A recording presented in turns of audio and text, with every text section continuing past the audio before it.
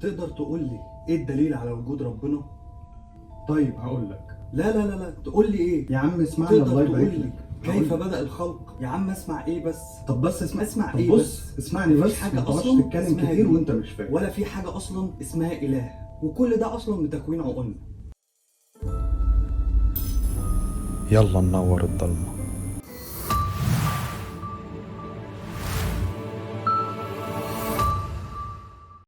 السلام عليكم ورحمة الله وبركاته. أهلا بيكم، معاكم أحمد ذو الفقار وحكاية جديدة. هات بقى مشروبك الجميل وتعالى نبدأ الحكاية. صديقي العزيز، من خلق الخالق؟ طب كيف بدأ الخلق؟ طب إيه أصلا سبب الأسئلة دي؟ وإيه السبب إن أفكر فيها؟ هل بدر لذهنك أسئلة من النوع ده وإنت بتتفكر في الكون حواليك؟ هل جالك نوع من الشك؟ في ناس بتسيب دين الإسلام وبتتجه للمسيحية أو اليهودية، وفي ناس بتسيب الديانات، بمعنى مش بتبقى مؤمنة بالأديان بس ربوبيين، يعني مؤمنين بوجود إله بس مش مؤمنين بوجود دين. في ناس بقى لا مؤمنين لا بدين ولا بإله، مالهمش ملة أصلا. طب أول نوع اللي هو اللي ساب دين وانتقل لدين تاني، ده مش محل كلامنا هنا، لأنه مازال مؤمن بدين وإله. لكن بقى النوع الربوبي بيبقى فاكر إن ربنا سبحانه وتعالى هو اللي هيدله على الدين المفروض يعتنقه. بيبقى متخيل إنه بعد ما اختار إنه يترك الدين فربنا هيشده ليه، فيقول لك ماشي، بس يا عم إيه الدين ده؟ أفيون أصلا، مخدر، مجرد مخدر للشعوب والفقراء عشان يناموا يحلموا بالجنة والحور العين. طب ازاي يا عم؟ ربنا بيقول في كتابه العزيز: بسم الله الرحمن الرحيم، من يهدي الله فهو المهتد ومن يضلل فلن تجد له وليا مرشدا. يعني انت بعدت عن ربنا سبحانه وتعالى واشركت بيه، فازاي عايز ربنا يقربك ليه من تاني ويدلك على دينه؟ نيجي بقى للنوع اللي ايه، لا ليه لا مله ولا دين اصلا، ولا مقتنع بفكرة وجود إله من الأساس، عايش في الدنيا كده إيه، يا أرض تهدي من عليك أدي. صديقي العزيز، النوع ده هتلاقيه بيتكلم عن معاناة الناس، سواء كان فقر أو إعاقة أو مرض، أو عن إحصائيات البشر اللي بتموت بسبب المجاعات حول العالم، وموت حوالي 11 شخص وطفل بسبب الجوع والعطش كل دقيقة. هنا يقول لك ده مفيش حاجة اسمها رحمة، لأن إيه السبب في خلق المجاعات وموت كل البشر دي؟ بيبقوا فاكرين إن ربنا مش موجود وإن رحمته مش موجودة، وبيقول إيه سبب وجود الأمراض وليه ربنا خلقها وإيه الهدف منها، زي مرض السرطان وخصوصا عند الأطفال، وليه مرض أصلا زي الكورونا ده يحصل ويروح ضحيته كل البشر دي، واللي معدل وفياته تخطت ال6 مليون بني آدم. في بقى اللي بيتكلم عن أسباب الكوارث الطبيعية زي الزلازل والبراكين وتسونامي، وليه بتحصل واللي بيموت بسببها أكتر من 45 ألف بني آدم سنويا. صديقي العزيز، أحب أطمنك إن كل دي اختبارات فعلا من ربنا سبحانه وتعالى لينا.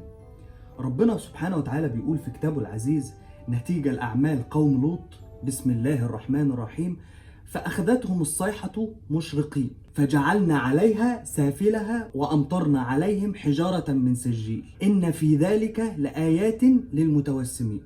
يعني ببساطة من أعمالكم سلط عليكم.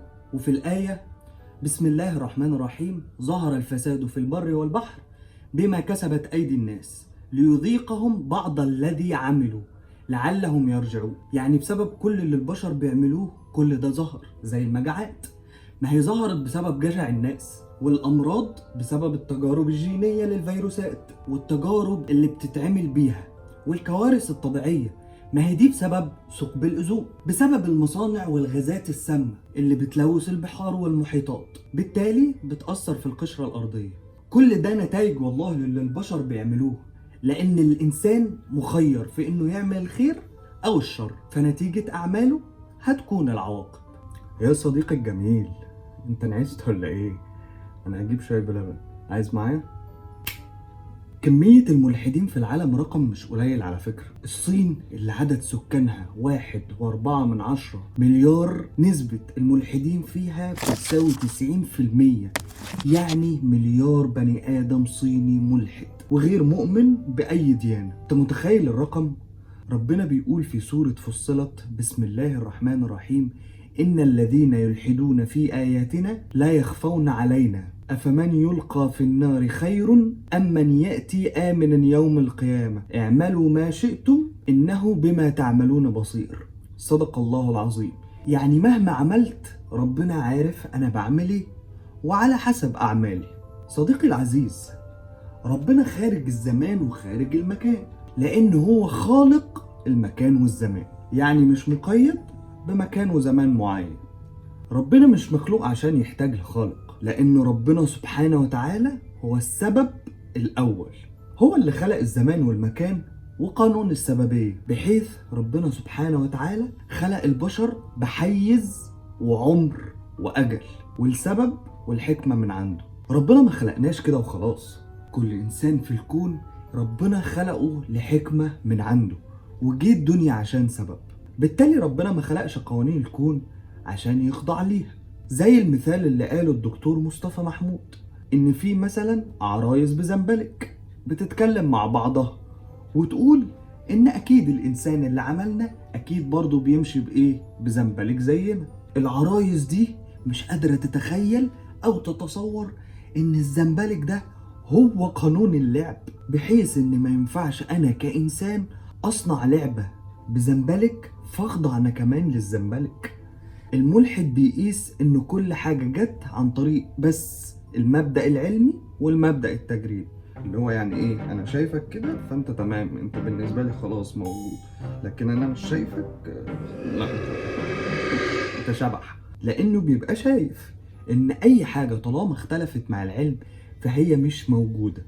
العقل والعلم ربنا سبحانه وتعالى خلقوا لواقعنا، مش عشان نقيس ربنا بيه، بحيث اننا بنحس بوجود ربنا سبحانه وتعالى بقلوبنا وبضمايرنا، مش بالحكم بالعقل وبس.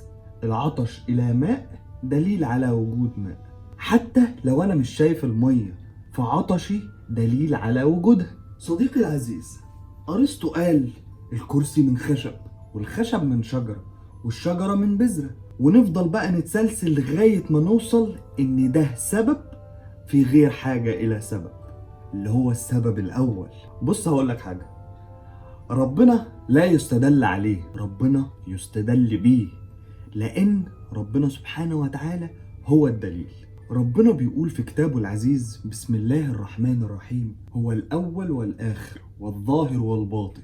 كلمة الظاهر هنا يعني لا يحتاج لبرهان، بحيث ان ربنا ظاهر في كل حاجة في الكون، بصمته موجودة في كل حاجة حوالينا، فما فيش حاجة عشوائية وبدون سبب. يعني ما ينفعش ان انا جرمي كده شوية حروف على الارض فيكونوا قصيدة لشكسبير على رأي الدكتور مصطفى محمود، لان طالما في قصيدة لشكسبير يبقى اكيد في شكسبير. فالبساطة يا صديقي العزيز هي احسن مدخل للايمان، بدون تعقيد بقى وفلسفة. والحاجة الغير ملموسة بتخضع للحجج والبراهين. ربنا أثره موجود في كل حاجة في الكون، لأن ربنا لو بصيت حواليك في أي حاجة هتلاقي أثره موجود في كل حاجة في الكون، لأن مفيش حاجة كده بتيجي هباء، مفيش حاجة بتيجي كده وخلاص. نيجي بقى الموضوع مهم. الأوساط العلمية أثبتت إن نتيجة العمليات اللي تم إجراءها لعلاج مرضى الصرع عن طريق فصل الفص الأيمن من المخ عن الفص الأيسر، نتج عن العمليات دي إن بعد الفعل السبب بيجي مش العكس. والكلام ده مهم جدا. يعني تقدر تقول إني رحت أشرب وأنا مش عطشان، لا ده عشان عقلي هو اللي هيقلي ده. بالتالي هنروح لأصعب الأسئلة في التاريخ، وهو هل الإنسان مسير ولا مخير؟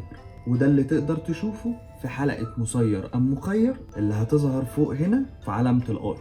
صديقي الجميل، خلينا نفكر كده بس بالراحة. كلها ادعاءات وكلام فاضي لإلغاء فكرة ألوهية الله عز وجل. والقرآن فعلا أثبت وفسر عمر الإنسان على كوكب الأرض، وده مش بمحض الصدفة، لأ لأن ربنا مش بيعمل حاجة صدفة أبدا. فيا صديقي، الإنسان ليه تاريخ وبداية. وده موضوع الفيديو اللي جاي. كان معاكم احمد ذو الفقار. ما تنساش تشترك في القناه وتفعل زرار الجرس عشان يوصلك اشعار بالفيديو اللي جاي، وما تنساش تتفرج على الفيديوهات اللي فاتت اللي هتظهر على الشاشه هنا، وتستنى اللي جاي. تشترك في القناه. والسلام عليكم ورحمه الله وبركاته.